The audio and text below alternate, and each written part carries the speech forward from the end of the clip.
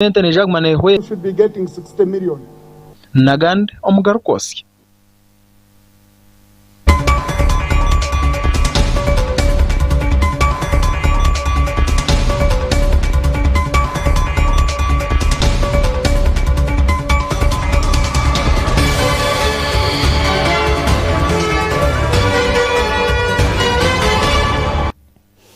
Kurukayo omito yitu Agarikwotsya kandi evas Akankwasa ichiriza mbase kubaninga kwisiaho ombwijwire okuruga omureberezo bwana mirembe erizo babwarage bwabasako bano butorana omureberezo ndijo rije kwanaza ombijire bya Wilberforce kityo luwalira kandi ogwe yamanyanka Venerable Canon Moses Banja kandi naije kuba nayemekwa onka omureberezi wo murundo gwa mukaga reka tubirebe. Today, 20th November 2023, has elected Venerable Canon Moses Banja as the 6th Bishop of Namirembe Diocese. Akakiiko kabareberezo kwetolo lihangeri ya Uganda ninga shiwo mu karema kajungu ko kubasa kweta House of Bishops karagaino kutora na Venerable Canon Moses Banja okubanu we yaba bishop wo murundo gwa mukaga ahabwo bureberezo bwana Mirembe omuri Kampala. Oriyo mugamberezo wakakiikaka orukumanyanka Sadiq Adams hona no yargayo no kurangira arukugera ngu Venerable Canon Banja hona yargayo kandi yasinga karuru obwa hatiya nuwe kandi arabase kuzombijere bya bishop orubwa hati orukuja kuhumura mu kwezi kwa 12 okukuturhontuzamu. Akakiiko kabarebereza aba hona kashitama omubureberezo bwo burga bwizoba bwo bureberezo bwa busoga kandi ntibargayo bate bakacarangira ku Venerable Canon Banja hona bwa hati no yahinguzwa kandi shaha yona naija kwemekwa nko mureberezo bwo bureberezo bwa Namirembe obo murundo gwa mukaga. Ahabero byo kwezi 20 okwezi ku 10 omwaka gwa 1994 hona Venerable bobu yargayo akazarwa omucyari kiri kumanyanka cyana kabugo erukushangwa mu Rubira Busiro kandi obwe no mu district ya Wakiso kandi akargayo yicereza Yesu Kristo kwabo mujunu wamagarageye ebiro bishatu byo kwezi ku 12 omwaka gwa 1999 aho ne yargireyo kandi atyo akatebwa he mukono aha mwaka gwa 1996 kandi akija yaherezaho omukanisa omwaka gwa 1998 ehiyaza kuterwa karuru eriya Nyakazoba Venerable Canon Banja hona wa hati yaba nakoranka akidikon obwo akidikon arobwa ruzera obwo burya hansi yobureberezo bwa Namirembe ogu ashwirwa bwa hati ya kandi aino mukazomwe orukumanyanka Reverend Canon Professor Olivia Nasaka Banja kandi obwa hati arhanga hona yabahire nabana kandi bina bana bashatu. Venerable Canon Moses Banja bwa hati ayine bachelor degree omubyedini ninga shi bachelor's degree in divinity kandi eje yatungira hitendekere rukuru erukumankeri ya Makerere University kandi nangwa ayine na postgraduate diploma ombintu bebwegese kandi naye yihira hitendekere ryo rumwe eriya Makerere. Canon Banja hona yazo mbijere bya Bishop Wilberforce City Olwarira kandi ogo hona owarjere akahereza obwa kidikono bwa Namirembe okumara emyaka 14 hwiro. Obwa hati Bishop Wilberforce naija kuhumura kandi naija kujaguza emyaka 5 yo kuhumura abiro byo kwezi 8 okwezi ku 12 kurukwija kandi ryaba ryizo ari ro akatano ndiza asimagaje abwa Gntv Agarikwotsya. You have seen proof. Yes, Speaker, Honorable Joanna. Sekubana iraganisa ngo naija kurebeka ngo yakwatanisa na government kandi bakora cyone cyo kubasika kureba ngo akamara bashajika obugabe bona uriyo mwihangari ya Uganda ebya bigambere obwabira rya hamukoro gwo kugitwa support this and Busoga. That Busoga has many friends from all corners of the world. Let's build on this momentum and we transform Busoga. If my senior brother MK can be here, if the president can do what he did, why can't we do more for you beyond celebration? Why can't we do more for you? And we transform Busoga. Busoga, you've known you don't have any better friend than the NRM. You've known it today. You've known it.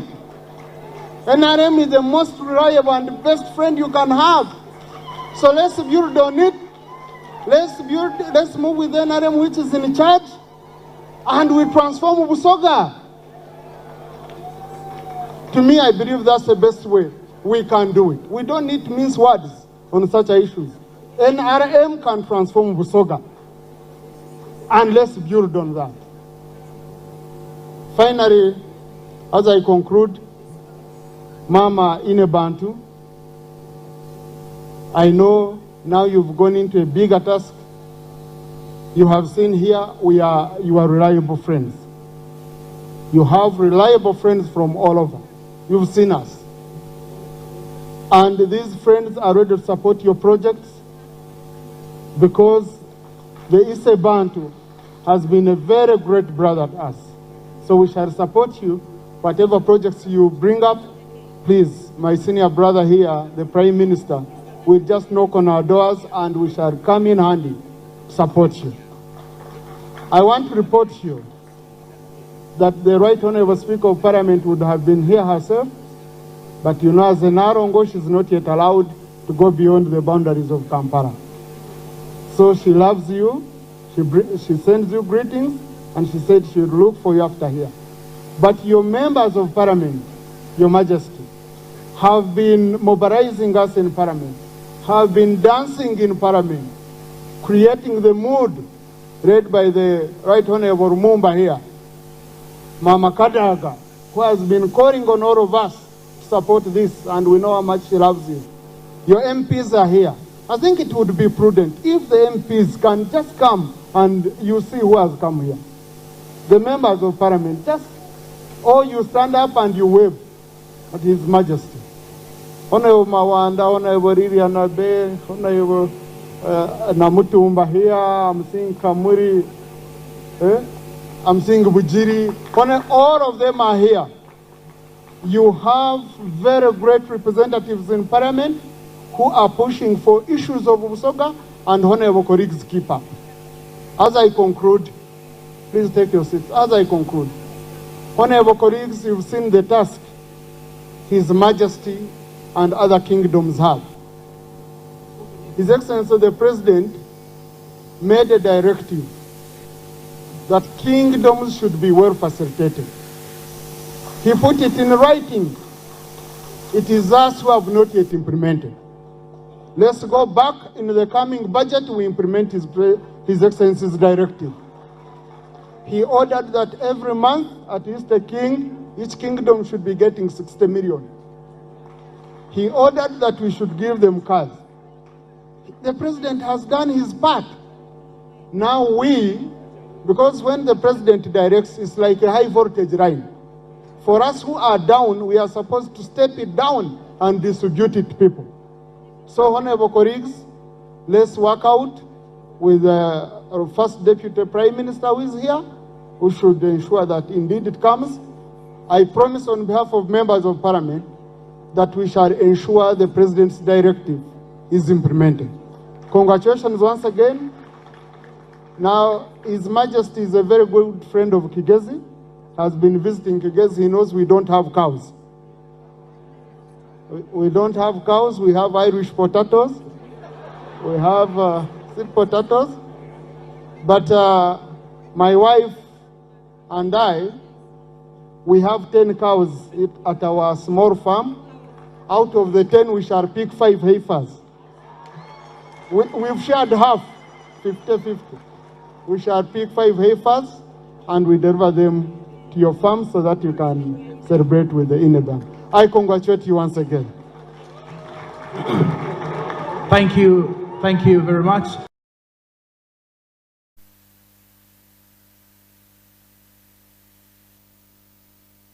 Twagumizamo okurugom district ya Kanungu orukugombyere byomujwekerwa wa mukuru w'ihanga ya Uganda hawa district ya Kanungu ogweni gadurgajo yarge basakuba na jumere chikorwa ecyabanyishengero bagomerano batwara nkomuzano kurugayo bakarunda ne sente barakuja ono benda kuteka impindukani nga kwereto buhereza ngukonga kasenta ko bakahendera bakeririre azengogo no mucwe mubi kandi ogurukuretera abantu babihamo bwesije okushira mnonga baterira karuru tiyakomaho yagamba nabyo kwerinda mu district eji ajango bwahati abantu bine kutina ngoko bebyo kwerinda mu Kanungu benywezibwe kurungi katobirebe.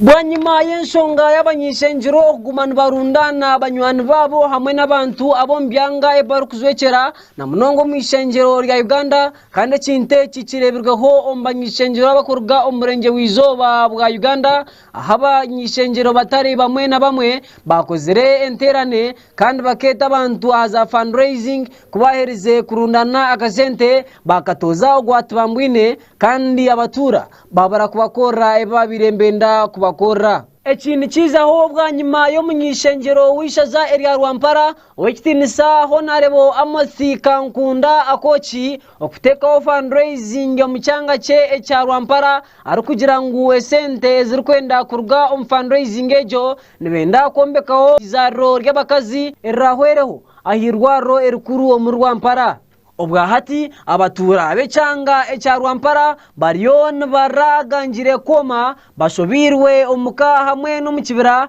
bwanyuma yo munyishenjerogo okurugeyo kandi esente akazitoza ogwatubambwine kandi kigire kurugamu we nabajangwa akaziteka ombanka ngo bundi zikaba nizikoraho otugoba kandi necyatarakozere mbwenu we Gadi Rugazu ogunoro kugwa ombigere byo ry'omuzwekerwa mukuru w'ihanga rya Uganda mu district ya Kanungu yargayo no kukitera aha mutwe ari kugira ngo myishenjerogo ekintu cyakozire n'ekintu kibimunonga kandi kikorwe cyone cya stani ngo kuba abantu abakona azwekera tari kubata mu kitinisa ngo kandi n'enshongere kuba ya resireza kubazwekera nabatagikiriza ejinagishanga kuno omuri yankole konka ndagira nko muri Kigezi tekazamo habwo kuba itwe Kigezi abakiga abafumbira tubaga straight forward. A is A, B is B. Fundraising ebage targetingiri kombeka nk'ishomero kombeka irwaliro kuteba into mu irwaliro so tina hora basa kugira ngo wakora fundraising then member of parliament we are accessing the money ndatekereza mu bitekateko byanje you are either blackmailing the members of parliament or imwe abantu abarya ha fundraising mwinekira baburu mu mitwe habwo kubi fundraising yamara kuhwa tino ku member wa parliament ashimeye kubara accessing the money should go direct to the committee and the committee should begin spending that money. So banjira ngo kandi committee yazigarurire member wa parliament after the fundraising then member wa parliament yazitwara ubwo shabantu mumara mutarya wote barakukwatiraho bakazikuyaho. So I want to tell you that this is nonsense and we don't defend it. Imwe batezi bakaruru omuntu mwareba yakora ikintu kecho ali member wa parliament ndabashabe kintu kimwe number 1 atashwa no kubashabo bururu atashwa kujya nawe yayemerera no mu public ngo ashaba karuru immediately remove him murondo ndijo member wa parliament mutanika no kumurondera karuru immediately hati yatanika kwiba achali member wa parliament aharagire kubera minister akabaza kubanka prime minister ajyayibata. So nandashaba batezi bakaruru vote for people who can deliver, don't vote for those thugs. Gadi Rugazu yargiye kandi yashobora entunguka eryo mu district ya Kanungu arukusima mukuru w'ihanga rya Uganda His Excellency Yoweri Kaguta Museveni tuhaburwa kandi ogunwe oruhemba ogwenzura abo kwahereza enguto kugira ngo batamburizeho emisuburo eryo mu district ya Kanungu. Kanungu erya border na Congo, the borders Eastern Congo kandi ko kumura kimanya Eastern Congo cyagwana hacari empungizi cyayisha konka turi kugezaho turenda kusima His Excellency Yoweri Kaguta Museveni uwatuyiro rukuto bokuruga rukunjiri kukazishasha rukaza kihihi hamwe na Kanungu mutawo ruri kulete ntunguka mpango munonga ndenda kusima His Excellency habwa socio-economic development, especially myoga and parish development model. Eri kuyamba abantu bahasi munonga kurugayo kugira ngo bahika ubahika. Gadi Rugazu yargeyo kandi yashobora ibyo kwerinda mu district ya Kanungu ari kugira ngo abo kuba Kanungu ne yatara n'irindiro ry'abinyamishwa erya Queen Elizabeth National Park ibyo kwerinda nibabitekaho munonga mu district ejo kugira ngo atakabaruka mu entenda karungi endakimazirwe emishugugu emuhuni yakubasa kuteganisa obusinge bw'abantu ba Kanungu no mu district ya Kanungu. As a deputy RDC and the office of the RDC, turahedinga security. Tuineho security meetings. Turatambura turaruga muri buri gomboro. Kugira ngo byabire kasese bitija kuba Kanungu. Habwo kuba Kanungu borders with Queen Elizabeth National Park. Kanungu has Bwindi National Park. Bwindi National Park brings the biggest percentage of contribution to the government of Uganda. So we guard it jealously. Our security is tight. Day and night we don't sleep. We make sure that everyone is safe. So Kanungu erije teri mukwera likirira abalenda kuja kukora emirimo muje mugikore abalenda kuja kurambura muje murambule investors come. Kanungu is safe and fertile ground for everything. Gadi Rugazu yahendera rukusasa abo kugira ngo amajani go mu district ya Kanungu gagwire beyi ngukonkana ashaba abantu ba Kanungu bahure bahumwire obakine ekingwa echo mwani batakagwa matu. Kanungu twina amajani, unfortunately because of price fluctuation amajani gafira katali. Konko mwani tuhingo mwani munonga. Turahingo mwani munonga, turahingo mucheri, but most special mwani buri kuyamba abantu munonga. Enkutunguka ya Kanungu is running very fast. Ahabwa Gntv Agarikwotsya ndikirinto nahabwe omu district ya Kanungu. Clinton kandi government y'ihanga ya Uganda yargayo yahamya kweru kwije kushendekereza ombergo wabireho minister w'ebyowegese aharengo rwa primary ogano mchala Joyce Mpanga kandi naije kuba nagzikwa aharwa Kanore omu district ya Wakeso katubirebe.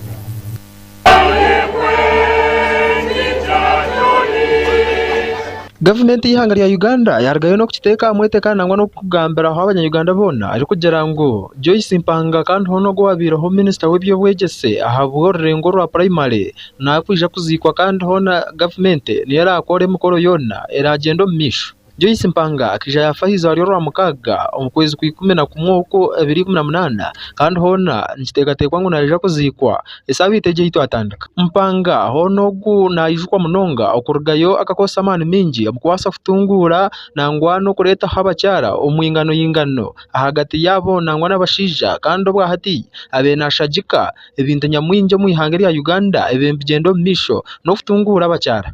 Akargayo hona Joyce Mpanga yashajikaho obukama bwa Buganda kandi nangwana kabaka wa Buganda Ronald Mwenda Mutebe wa kabiri akaba ari omwe ombanta bashajikirwe Joyce Mpanga omubwire bweye. Ebyona byarangirwa Mary Babaranda kandi ogoro minister webya mukuru w'ihanga ningashi minister for presidency aho yargayo kandi hona kabahandika aha kibanja cyeye cya Twitter ari kugira ngo umukuru w'ihanga ya Uganda argereyo kandi hona yikirza ko Joyce Mpanga naje kuzikwa kandi government neje kumushendekereza omukoro murungi munongo gwe kitinisa. Akachika kariko makaka the National Organizing Committee nangwa naba family ya Joyce Mpanga bwa hatiya nibije kurgayo yangenderwaho yona irabase kutamburwaho obwe bamba mbashendekereza ningashi ahizo bari yo kushendekereza umubiri ubwo mukundwa wabo. Ehiya fera hona buri muntu yaba namuhero bujuruzi kwabira ryo muntu murungi. Njagala kukubiriza okorere obulako butagwawo bwali kunsi forma basumba twanombuze buji omwana wakatondo buki oyalokora era manyi gatuyise mulamu buno alituwebeje kutusambula mu butagwawo. Tukimanyi bulungi tiwaliwo abantu abakulu botasobola kubuusa maaso ng'obadde olina ensonga ze weebuuza naddala ku nsonga z'obwakabaka bwa Buganda. Y'omu ku bo ow'ekitiibwa Joyce aweereza kabaka we ne gavumenti ya wakati yagiweereza naye aweereza kabaka bwe n'omwoyo gumu n'obwesimbu.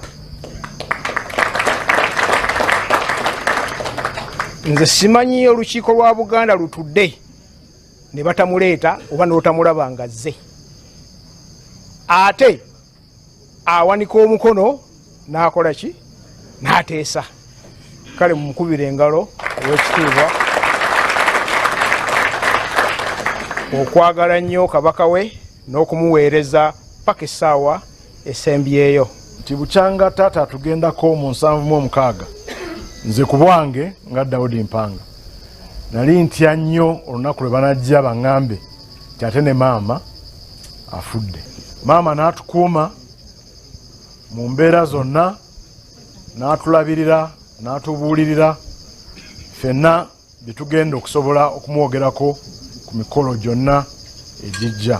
Mu bakyala abaasookera ddala okuyingira ebyobufuzi wano kuva mu Buganda y'omu ku abo abaasookera ddala okuyingira ebyobufuzi nga baava mu Buganda n'akiikirira gye muyita paalimenti kaakati era ebiseera Edward Muteesa nga waŋŋangusibwa ng'agenze mu Bungereza ng'olwo afumbiddwa ow'ekitiibwa omwami we Daudi Mpanga yasobola okulabirira Edward Muteesa bulungi nnyo mu Bungereza. Y'omu ku bakyala baavaayo okuba nti balwanirira eddembe ly'abakyala n'okumenga sure nti abakyala bayingira ensonga z'obukulembeze n'okuba nti yazaamu abaana ba Buganda essuubi n'abalaga nti osobola okuweereza. Joyce Mpanga bagenda okutandika okuweereza nga beetegese. Olwaleero omuntu basobola okumujja mu katale ne baga nti yasinga okutunda ennyaanya n'afuuka Prime Minister. Naye bw'otunuulira aba Joyce Mpanga ekiseera kyabwe bw'alooda kalema baagendanga okutandika okuweereza nga buli omu akakasa nti obusobozi bw'okuweereza babulina. Ekyokubiri nga kye kisinga obukulu baali baatendekebwa bulungi oba famire mwe baava nga si ba mululu. Olwaleero yafa abantu batusaasira abaweerereza ku mulembe guno. Kizibu nnyo okuweereza ku mulembe gw'ababbi n'otayiga bubbi. Katonda abakusaasidde busaasizi. Okutegeeza Obuganda bwonna amawulire amabi agatuukako bwe twaviibwako munnaffe Joyce Robinson Mpanga ow'ekitiibwa abadde omukiise wa Kabaka mu lukiiko olukulu olwa Buganda. Ate era mu kkowe erimu yaliko minisita mu gavumenti eya wakati kunyolwa nnyo ddibu ddene eri obwakabaka bwa Buganda. Kinajjukirwa nti yazaalibwa mu January nga 22, 1933 ate era afudde mu Novemba nga 18, 2023. Mu enteekateeka ez'okuziika zonna zitandise ez'okuwerekera munnaffe ono era ng'ow'ekitiibwa omumyuka owokubiri owa Katikkiro wa Buganda ono y'ekitiibwa Waggwa Nsibirwa yafulumizza enteekateeka n'alonda akakiiko akagenda okukuliramu byonna eby'okuwerekera munnaffe ono ow'ekitiibwa.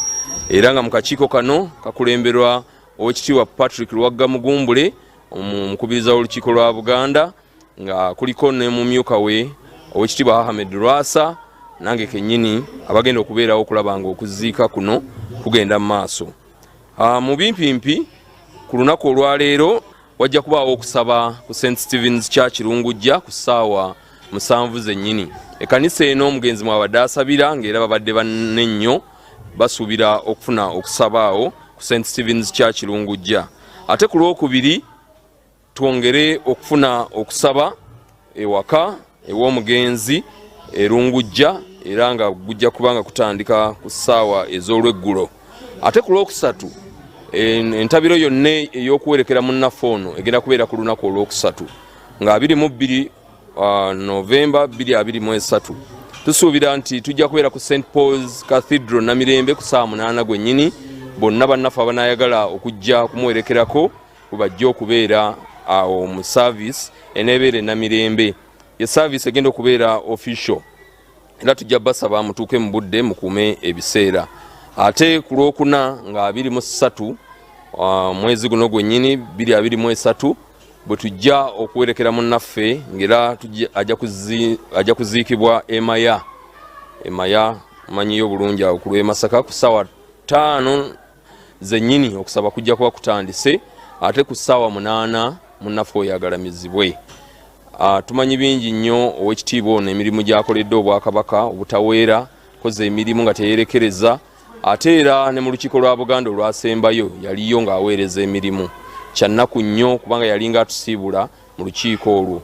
Tulaba nga tufunye ebizibu bingi nnyo ebyokuviirwako bannaffe mu ssabbiiti eno, naye katusabe Mukama Katonda agumye ab'enju y'omugenzi okuli n'Oweekitiibwa David F.K. Mpanga, minisita wa Kabaka ow'ebizimbe n'ettaka nga ye mutabani w'omugenzi ono. Tubasaasidde nnyo, gutusinze nnyo ayi beene.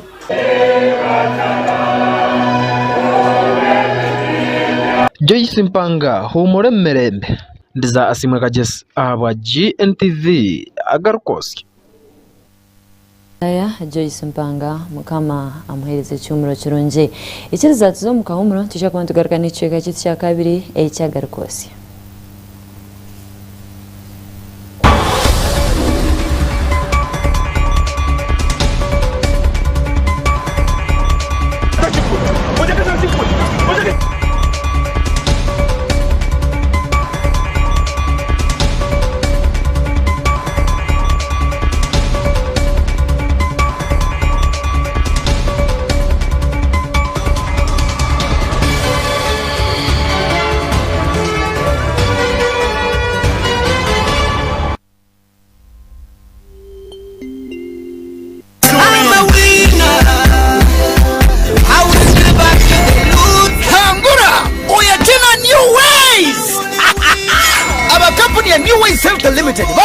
Promotion Hangura oya tena new way aho muhanguzi arayetwa resora TV ya inchasho tuniri radio hamana na touch byona mu kitereke kimwe ecyo kora cyangwa tunga cyo kunywa cya new way akapapura kari yacupa ukatagure kurunji omunde ngurashanje ko rero zo musimo yo ukandikira message oteke mu code ukoresa amazina gawe HR egomboro district bwanyuma osindi cyasimu MTN ya 0 mushanje mushanjisha 0M abrinina ninga yete 0 mushanziremo 0M abrinina bwanyuma wahiza korecho koze sesimu yiwasinditsa kodejo osindi cyo usiringira 10 obe wayeta bakurunja mu draws ezira zanwe live buri wiki konkambana hataba new way timna kuba kutamagara marunji reba mwahemba n'amashemerwa makagito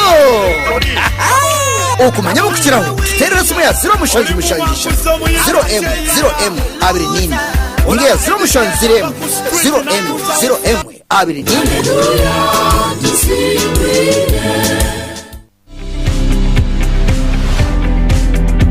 okwelinda nkukira okutambirwa kana magara ngakira magana hariho abandi abinanyenda gambaho mushaho abakoza ekitweta traditional eye medicine ebishaka very dangerous program manya magara gawe ntukusyaho abashaho abakugu HPV vaccine ekingira kanseri n'amagenda 90%. bakushomesa ebintu bitari bimwe na bimwe ebibwakwasa kukora kugira ngo uture amagara marungi. It is very important tujahirwaro omanyamagara gawe exposure tukenezo mbazi nazo ne ARVs osmira for 1 month abo kubaka ko akaka virus kakatakairo museriro muntu tokafuna kamuka kataire muntu afuna HIV ebyona ntubikora okufutaho empira hinduka omuka yawe no muhereza wawe Twishe Nicholas Gntv.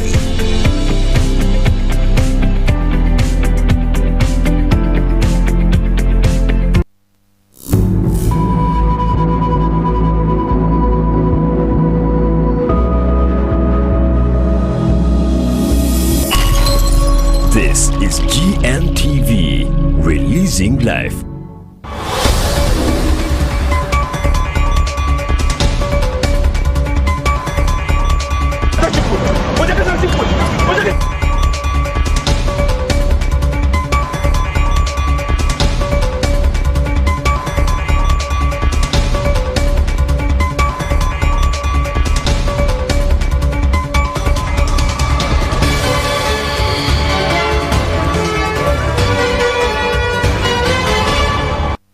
Turugumizamu Agarikwotsya abebembezi okurwa muri Gala East barge babasa kubanboreka okwetombyitwa kandi nibetombyitwa abebembeza bamwe abagira ngo batandikire kwiba amataka gabatura ngo nangwa n'abagiga binaka kwate n'abebembeza mu government nabo bakumana babinga batura mu mataka gabo nkwe kushaba government basekwa nebyirukira abantu batakabuzire butoro kandi muri yabo orukomanyanka turiya mureba Ambrose oguno mombebembeza bigala East nawe yarwe yagira ngo tubine nshonga amataka yonka kureka nenguto nimbi munonga ngo kandi nshongeji eine kuba nekorwaho aho naho katurebe Bwanyuma y'abanyarwanda kugumiza muntu baraganjire koma bashobangirirwe umuka hamwe no mu kibera obwe barukufa enshonga z'amataka obw'abakuru mu government hamwe n'abagiga babijodoro ogumana ibijana biba amataka g'abantu buntu hamwe no kwiba aga government bakiza bagateka ombyapa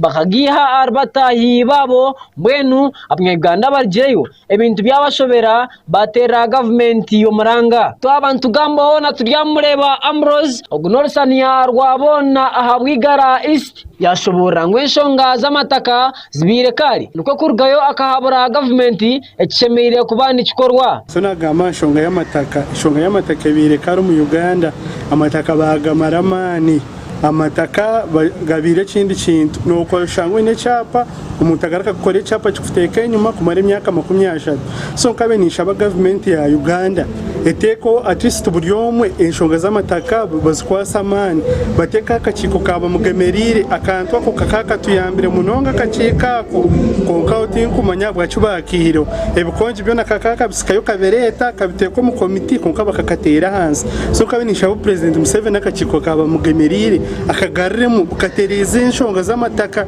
amataka bagi batinye busa kuturarwa bwebembezi government ne kuba kinita karyone ninga ndukuba techoro so tingumanya utora bentu zabo kandi wega dirugaju ogunoro gombigere byo ryo muzekerwa mukuru w'ihanga bwa district ya Kanungu yarge yatsobora ngo barkwiba amataka mu government nabo bonyine abakuru mu government ngo akubana bakwata esente z'amani munonga bazihereza abakansara abakusitama urukiko rwa district okugira ngo batakagira nekibaya shama ekizibu ekitwani tugambaho ekyamataka kiri general in the whole country.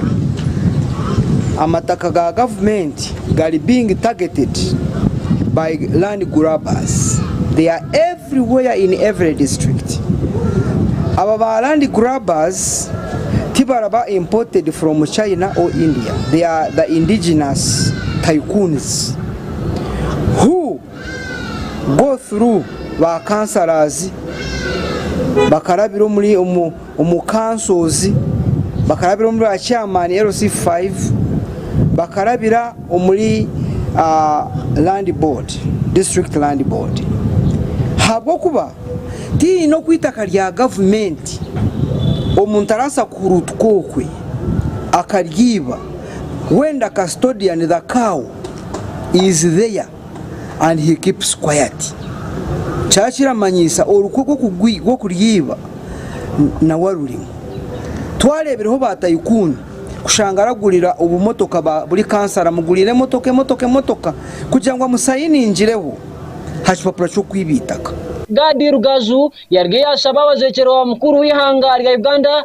habwa district zitari zimwe na zimwe okurgeyo kandi bakateka eki mukuru w'ihanga rya Uganda eki yabashabire abwo okukuma amataka ga government hamwe n'amataka g'abantu buntu ngo bundi Uganda ekaterera abantu bekundra omwihanga ryabo so itwe nkaba RDC His Excellency Yoweri Kaguta Museveni akatwe hanangiriza not only government land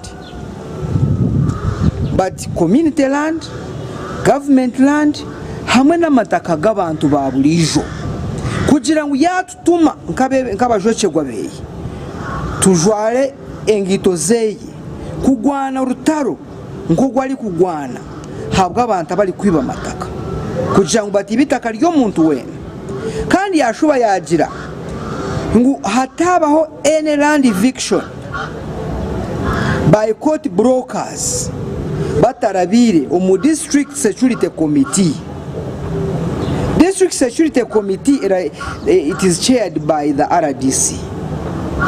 Kugira ngo baza kukora ikintu cyona RDC abarakimanya. Habwo kubi buri muntu when itaka ligainingira value in every district. Now buri mushuma when aramanya ngo yayibita karatunga mesete za jubaju. Abandi bari kwiba amataka ga government bararabira omukushaba kugira ngo bari muhe for 50 years. Then 50 years wagumara kimanya ngo 50 years abaye bari bajyabaye bikwi ushangati bararigeti itaka rya rugaju batamanya ngo bakalimpangisa kumara imyaka 40. So emyaka 40 cyo ayenda ngo ariyibo ushaka kushanga imyaka 40 ebyapa kabihindura kali kungata kabihindura atakwatanize na district.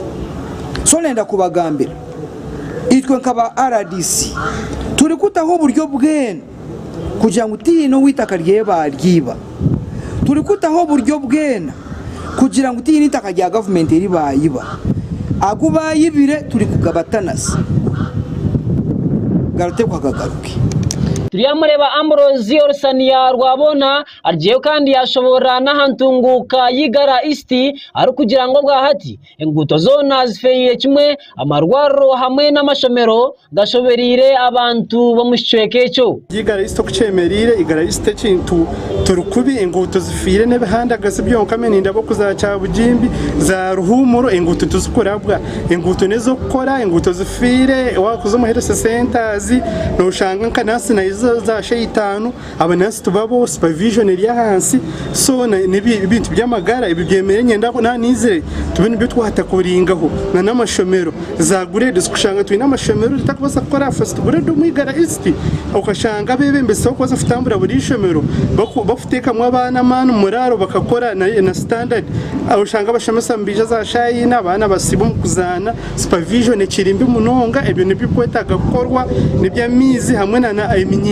okufunwa emirimo y'eminyeto tukabatera nko box buri cyaro cyona bakagumana mbasembiya mu busente bakakwata bakakora projects zabo bakakora farming bakakora n'ibindi tukaronda aho turaje igareste kageno mish yamureba Ambrose na wargiye kandi yashobora hanshonga y'abanyishengero abarukora za fundraising bakiba esente hamwe no kubona abonesa abantu bo byanga byo wabo ngo kintechi na kintu kibimunonga mwene government yine kugira iki yakoraho ahubwo abantu aba cyabe cyo kubazibura kora za fundraising nk'abanyishengero bakikore ngo akuba abantu bafa mamije babura icyo gukora percentage ebire banning issue ni impracho yo muri imbara cyo muri shema so kabinisha abantu aba MPs wano mangu baka sente of fundraising bakaziba bazitwara MP yo kwari cyo mucanga ize kuronda karoro mutamukiza no kugamba akadara mwehere abona bafere abirna mukaga babatarese sente zanye so izuba atwire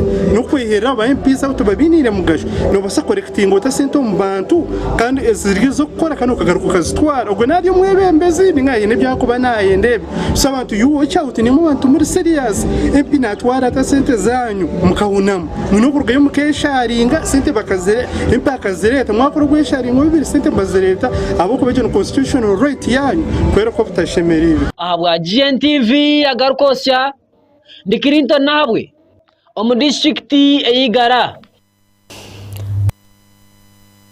abashubuzi abesene no mwihanga ryona obwahati bariyo nubacura banyuma ya season yesene no kutahamu kandi bakabura kubona senene na rumwe nibagira ngo abinji babire behozire sente ombegombe bitarumwe na za banka kugira ngo abase kwani bakwate senene bihema ka sente konkane bajangwe ibyo byona obwahati bariyo marakana kwe kurugayo bakashaba government ebase ugamba na banke zimwe babe basasireho karoni ahagobese nene ubuzire katubire okwezi kwikumi na kumwe buri mwaka hona kandi ntija hayimuka ho season ningashi habaho isharura ry'ensenene kandi ushanga abantu bingi bargaye baziganyirwa mu kwamba kora um business ejo kandi obundi ushanga nabatungura amakagabo nangwa kandi bafuna n'icyo gukora obwe barukosa sente eziba kwiho business eyensenene omwaka ugu hona kihindukiremwe cyo mutano kandi hona cyabekizubu abo kugira ngo bwa hatensenene tibasize kurebukaho kandi no kwezi kwikumi na kumwe busikwanze tekatekwa kubanze rebukaho kuroho nkika muheru kandi zitakarebukere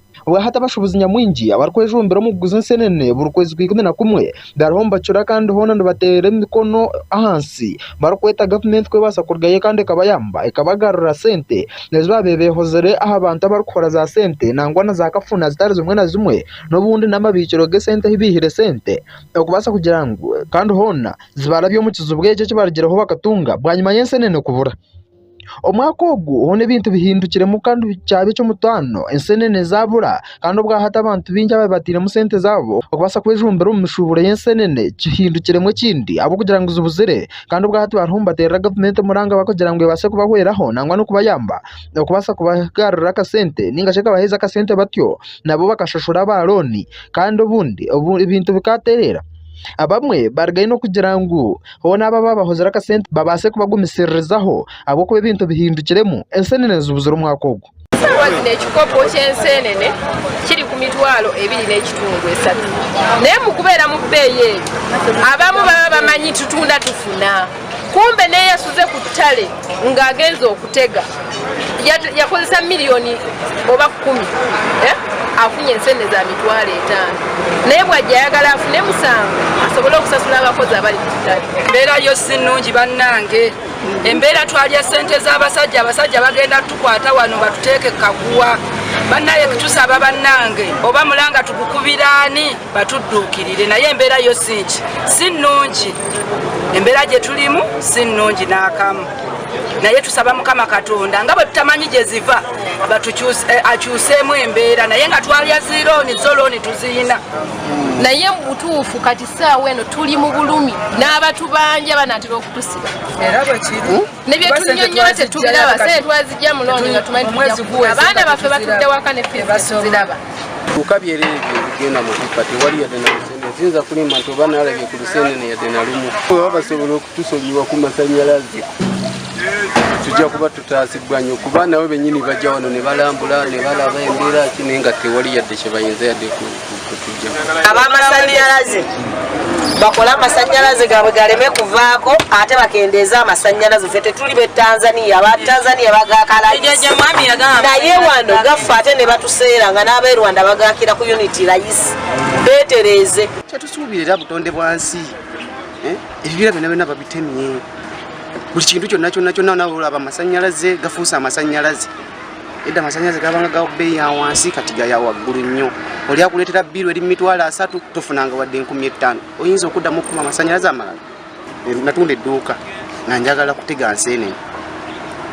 Ebintu byonna ne mbitunda naye era nali nsuubira okuba nga we najjayo nja kuzzaayo n'ebyagaanye. Biseera ebisinga okwewola ssente okuva mu bantu kuzibeewolako nga tulina n'endagaano ze tukola nti enseenene tuzisuubira ziba zirina okugwa okuva mu gw'ekkumi nga mu 25 buno obudde enseenene zaali baddewo.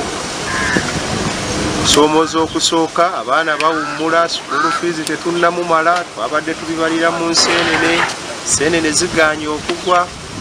Ekirala abaana abakozi obateekako ne bakola basasula bwe kulwawo nga batunda bintu bikola. Twalina ekibira ky'ewa Bitembe kinene nnyo wali bakisaanyawo ne kigwa ku ttaka. Bw'ogenda wano baliraanwa waffe Ssese Bugoma wabaddewo omuti nga ne bwe mwekwata abantu babiri bwe muti temusobola kugukuulira naye gyonna gyonna jjajja ne gigwa ku ttaka abasajja ne bagitema ne basimba enyazi. So environment buli lweyofa neyonooneka egenda n'ebintu bingi nga bw'erina enteekateeka yayo eya PDM. Naffe wano ab'enseenene tulina obukulembeze tusabe tuyambibwe gavumenti etuteekemu naffe ssente. Abantu baffe mu kifo ky'okugenda mu bana ab'empenkoko Gwendi basobola okujja mu ofiisi yaabwe wano kubanga ffe tubamanyi bulungi. Gundi abeera wano, gundi abeera wali, olumu n'enfuna yaabwe abamu tugimanyi. Gavumenti naffe etuwe kasente nga bwe kawa ebibiina ebirala. Kati ebyenfuna byaffe mu Masaka bisanyaladdemu olw'ensenene okuba nti tezigudde. N'olwekyo ngenda kukola ekisoboka okulaba nga baawumeme bano bwe baba tebasobola kuggyawo biruzi z'amasannyalaze waakiri bazikendeereze ddala okulaba ng'omuntu w'owansi tanyigirizibwa kuba tebakoze ekyamazima tebakoze ensenene zigaanye. So tusuubira nti n'obuzandibadde zijja kuba ntono nga za kigero so kijja kukosa abali mu business era ndowooza batandise okukiwulira nti tebibagendera bulungi kuba tezigenda kujja mu budde nga tuzisuubira. Tusuubire nti obungi bwazo bujja genda bukendeera ki mpola mpola mpola okujjako nga tutandise okuzirundira mu bifo ebyenjawulo nga mu research stations n'ebifo ebitondeddwawo okukola ki okukuuma obungi bw'enseenene. Tukwata nga bwe tutunda bwe tufumba tetuzirekerawo mukisa okuddayo mu butonde okubikka amagi zaale endala sizoni ejja, wabula tukwata kingi nga tetuyiko kigero na kipimo. So kyandibadde ntukwatako ekitono ekira kisigale kinaazaala endala gye bujja olyoka ofune sayika esigale ngaekola efulooyo nga okuba tukwata tumalewo tutunde ne twerabira nti akaseera kajja wetutagenda okuba nazo. So kyandibadde kyetaagisa nti watukwata tulekengamu endala sigale nga zikola ki zibikka amagi. Ensonga endala y'obutonde bwe ziwangaaliye ebitundu ebiranye ntuba ennyanja ffe na Lubaale byandibadde bukuumibwa bitiribiri abantu obutateekera okwesembezaayo kumpi mu lake showers n'ebirawo ebiri nti bandibadde tebasengayo nnyo kuba gye bakoma okusengayo n'okumalayo omuddo n'ebibira byokoma okutaataganya wezikola ki wezizaalira nezibikka amagi negakulira. So enkozesa y'amadagala ekintu kikulu nnyo. Tukozesa amadagala mangi ag'omuddo kuba gye tukoma okusembera kumpi nenyene tuteekayo ebirime tukozesa amadagala extensive kuba twagenze mu expansive agricultural practice. Tulina projects ez'ebirime ebyenjawulo tukozesa amadagala okuziyiza ebiwuka n'amadagala agamu gazikosa ebiwuka ebirala. Desire Asimwe Kagesi ahabwa GNTV Agarikwotsya. Twagumizamu omugaruka ruga omu kibiina ekya Forum for Democratic Change omuhandiiki omukuru w'ekibiina eki olikumanya nka Honorable Nandala Mafabi arigayo yabasa kuba nayeraganisa ngu ayiteekateekere kwija kuba nayesimba ahabwa mukuru w'ihanga rya Uganda ng'obwe yamara kwetereza kurungi byona abagambiire omu Rubugesu. Katubirebe. Our President, the guest speaker, Honorable Joanna Lobo, Honorable Atan, Honorable Ebwalu, and Honorable Aneke, who's absent. One people. Thank you very much, Honorable Lobo and the team. I want to thank you. I have brought something very little. Being the Treasurer General, I could not carry the safe. So I have brought something here, very small, for you, my dear sister. Yes. You have a special place holding this city for us. 2 million shillings. Level. Thank you very much, my brother. I want to thank my brother Dakasi. I want to give you one assurance. Should you have a function in your place, invite me. You have a special space in my heart. I have told Jonathan, yeah, Jonathan, come here. Level. This Jonathan is ours. Yes. This Jonathan is what? Ours. Who knows the Lord's Prayer? Can you read the Lord's Prayer? You know it. Jonathan is ours. We must support him. Amen. So as I was saying, my brothers also from the NRM and other parties, UPC, I was a congressman. UPC. At least I wasn't a DP. My brother from DP, my brother from NUP, NRM. Thank you for coming. As my president stated, go and audit your manifesto. The moment you audit it, you will tell the people of Uganda the truth. Unless you preach something and you drink something. But we hope that you will change. I came here with my reverend. Reverend, greet these people. Time is against us. Praise the Lord. God is good all the time. I am Reverend Jackson Magombe, head of clergy, North Valley Diocese, and also the Director Operations Office of the Secretary General. God bless you all. Continue supporting Joan. She's a very good lady. I've also brought something small but it's big, 200,000. God bless all of you. All people who came from Obukisu with me, don't take away Joan's money.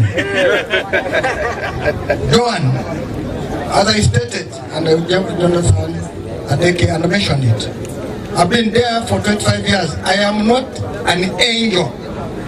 I am not an angel. I have a lot of weaknesses. But people look into me and said, you can do it. And I want to state, my capacity cannot be compared to these ones, the Joans, the Jonathans. No. No. One, I left working. And I left working when I was in World Bank. At a very senior level, I resigned to come to politics. So therefore, I have been around. I am a farmer. I grow coffee. Coffee is the most traded commodity after oil. So in short, I also deal in oil, which is called coffee. So I am a big farmer and the chairman of farmers. And I've been around for 25 years. So you cannot compare me with Jonathan, with Ekanya for 2 million. No. No. So that's, I'm in another category. So given all those, I want you all to support Joan and Jonathan, Adek, Atan. We'll come back here. If there are any mistakes, shortcomings among these people, forgive them. The Bible says forgive. And that's when you will be forgiven. You know, in the Lord's Prayer. Joan is a young lady. Nobody should assume she can perform 180%. Given what she has mentioned there, we must support it. Joan, if you have an issue, appoint me as your campaign agent. That means having been there 25 years, I have also capacity to lead this country. I have capacity. Yes. And I want to tell my brother from NRM, when I tell him M7, there's a man in the mountains, has capacity. And he's coming. And indeed he's around. And he's coming. Given all those many words, that's why you are coming to their fundraising for children's park. That is your responsibility. But you have failed. I came here, I was not aware of the children's park. But I hope you are trying. You know, I don't read very well. I read in Lukisu, so I wish you had interpreted for me. So I came on knowing women is what? Groups. But also women is group, you have no capacity to manage them as they are. You can only put in. And I've talked to Jonathan, and I'll talk to you also here in public, that it is important. We go to microfinance support center to support these women. I am here, I'll go with you, and we'll talk to them. I'll talk to them with you. What we're doing is just a drop in our ocean. So now, since we have two projects, I'm going to differentiate them. I'm not like the one, I'll give you 2 million for it. You better confirm. You better confirm. That is for the women. That's for the women. Let me check here. I can't. She's around. She has your message. Now this coat is ours. Joan, how much do you want out of it? It is about 5 kilos.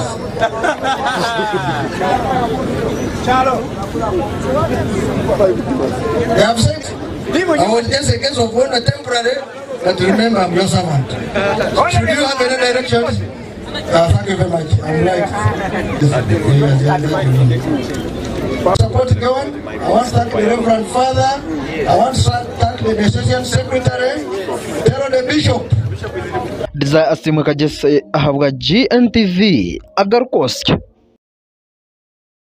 Desire kandi agangoto abatwine abashabi reka tushabire senene zigaruko mwihanga nandi evas Akankwasa nija kuba ningusigira emitwe y'Agarikwotsya evening special program niri kuba nekurata hona Bishop Dr. Silas Tayebwa murare kurungi.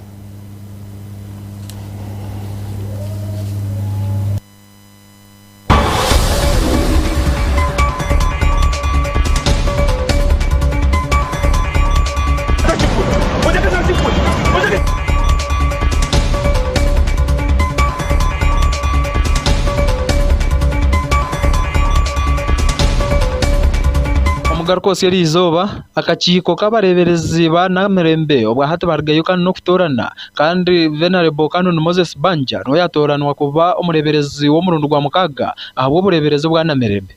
Owabiireho minisita w'ebyobwegyesa omu ihanga lya Uganda bita Rurengo orwa primary Joyce Mpanga hona naija kwija kushendekerezebwa ahiza baryo rwakana esabiite egi yenyine. Ate ku Lwokuna nga 23 mwezi guno gwennyini 2023 bwe tujja okwerekera munnaffe. Kandi hono muganda makuru omuhwezi w'empanuura z'ishengyero Thomas Tayebwa yarugayo n'okuraganisa ku gavumenti neija kuguma ehwera aha bugabe okwetoorora ihanga lya Uganda. Let's go back in the coming budget. We implement His Excellency's directive. He ordered that every month, at least each kingdom should be getting 60 million. Nagand Agarikwotsya.